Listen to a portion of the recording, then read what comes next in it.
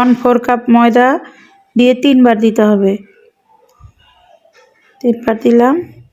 এখন 2 টেবিল চামচ ময়দা উঠাই রাখবো। এই 2 টেবিল চামচ ময়দার পরিবর্তে আমরা 2 টেবিল চামচ গুঁড়া দুধ দিব। এই যে 2 টেবিল চামচ এখন গুঁড়া দুধ দিচ্ছি।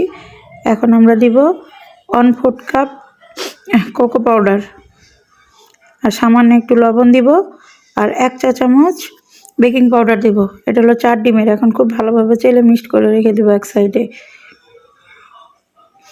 এই যে ডিমটা ভাঙে, তারপরে এখন কুসুমগুলো আলাদা করে নিয়ে এখন আমরা ডিমের ফর্ম করব। এখানে 1 কাপ দিব চিনি। চিনিটা ব্লেন্ডারে গুঁড়া করে নিলে সবচেয়ে ভালো হবে। 1 কাপ চিনি দিয়ে এখন আমরা সুন্দরভাবে ফর্ম করব। ফর্মটা যেন স্টিভ একটা ফর্ম হয়, মানে একবারে শক্ত যেন না হয়ে যায়। চিনিগুলা গলে গেলেই এখন আমরা ডিমের কুসুমটা দিয়ে দেব। কুসুমটা দেওয়া হয়ে গেলে তারপরে একটু বিট করে নেওয়ার পরে আমরা আবার 1/4 কাপ দিব হলো তেল, খাবার তেল। দেওয়ার পরে এখানে 1/2 চা চামচ দিব emulsion, chocolate emulsion. Chocolate emulsion দিয়ে ভালো করে একটু বিট করে নিব, বেশি বিট করা যাবে না।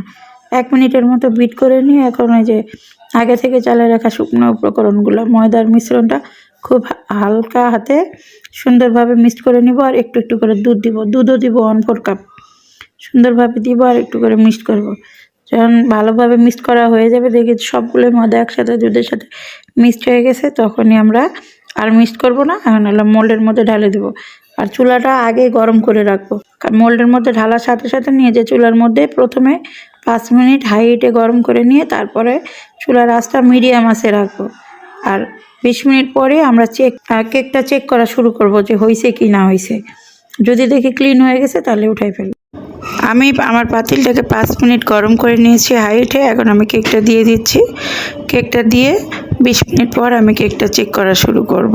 এই যে আমি চুলার আঁচটা ঠিক করে নিচ্ছি। এই যে 20 মিনিট হয়ে গিয়েছে। এই যে আমার কেকটা চেক করছি প্রথমবারে। এখন এলো 40 মিনিট।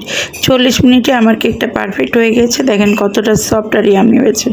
এই কেক সাজানোর পরের লুক এটা। আমি এটাকে চকলেট কেকের উপরে পাইপিং জেল দিয়েছিলাম, অরেঞ্জ পাইপিং জেল দিয়ে রেডি করেছিলাম। কেমন হয়েছে অবশ্যই জানাবেন।